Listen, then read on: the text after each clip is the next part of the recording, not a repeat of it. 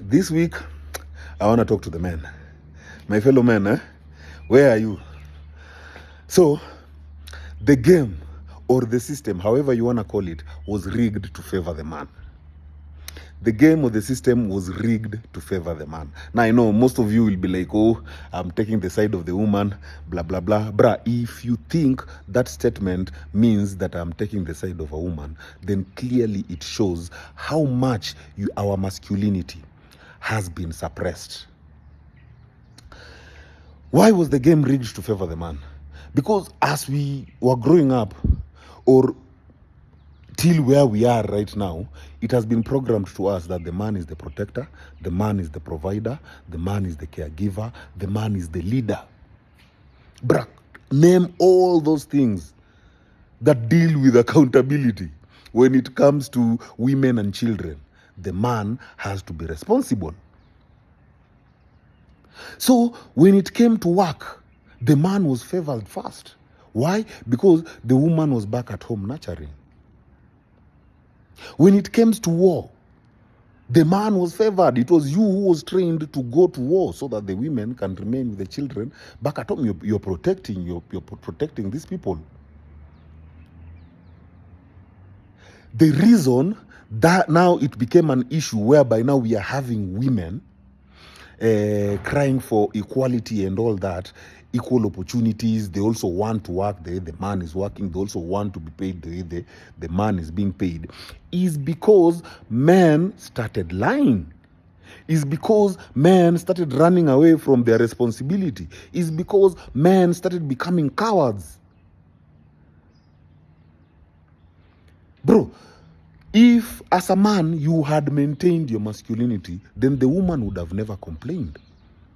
That means the moment you as a man has the power to, take care of the women and the children, you don't take advantage of that. But for some of us, we took advantage of that, whereby that's where now abuse came in. Just because you are providing, just because you are protecting, just because you are leading these people, you think respect is fear. You now want to instill fear in them. Then you expect them at now they're supposed to respect you. At one point, they're going to retaliate. They're like, you're behaving like this because you've been given the power and you have the opportunities around you to protect you, to be stupid around us, to take advantage of us. So you find the men, you've wasted all your energy out here working to a point you haven't considered your family. By the time you go back to your family, you're so entitled to a point, hey, you know what, I went out to work, I went out to do this, you're supposed to do this. There's no any emotional connection. There's no connection for you to be a caregiver in that home. So clearly you're not even a caregiver. You're just a provider. Meaning this provision comes only with that provision. There's no emotional connection in it. There's no emotional intelligence in it. Bro, you don't give a shit. You're like, bruh, me, so long as I give you a roof, so long as I give you nini, me, I'm okay. Bruh, the women to a point, they're like, no, me, this is not what I want. If I can get more, then I can fight for more. They started fighting. And what did you do? You gave them airtime. Instead of you holding yourself accountable, be like, okay, what's wrong? Why are you complaining? No, you are like, oh, so you people want it like that? Then let's go. Now, that already shows how there's no masculinity, no emotional intelligence in there. What about lying? What about faking it till you make it? That's what we are doing, we as men. We are faking it so much. We are lying so much. To a point, this woman doesn't respect you anymore. Yet you are supposed to be leading. Bro, you can't be a leader if you are not emotionally intelligent, if you are not mentally stable, if you are not basically stable, critical thinking, mentally stable, emotionally stable, spiritually. If you are not stable, then you can't lead people. How are you expecting to lead people if you can't lead yourself? You as a man. But now you want to lie. We have this notion, just because you are a man. Just because you're a man, women are supposed to submit to you. Just because you're a man, children are supposed to respect you. Yet you are lying, especially to the women. How did now even the side chick? How did the side chick be normalized?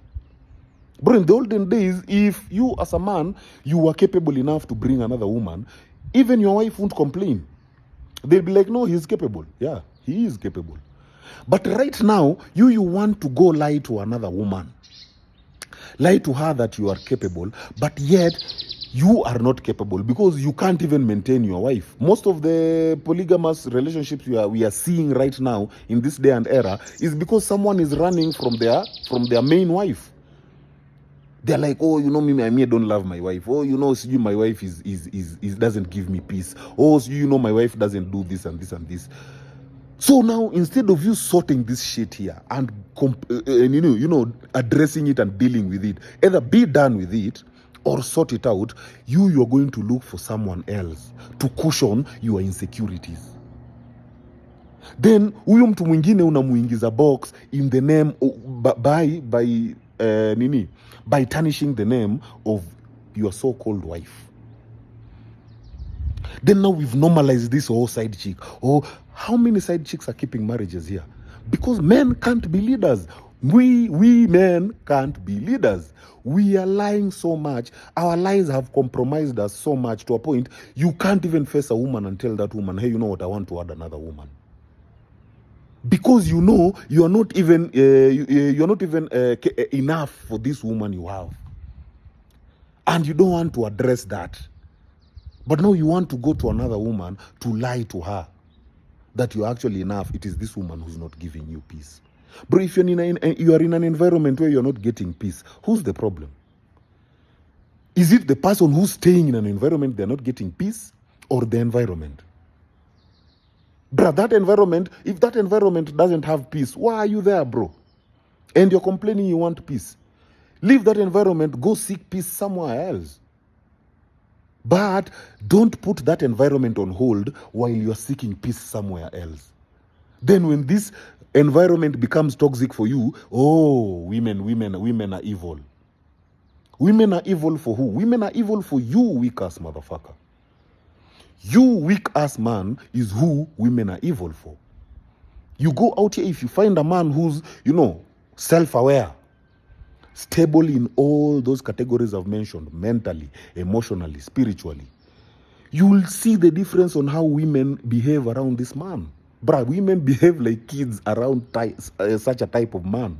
But for most of our population, most so men, we are full of lies. We are full of compromise. We are moving on a coping mechanism, on autopilot coping mechanism, whereby a man is supposed to be a provider.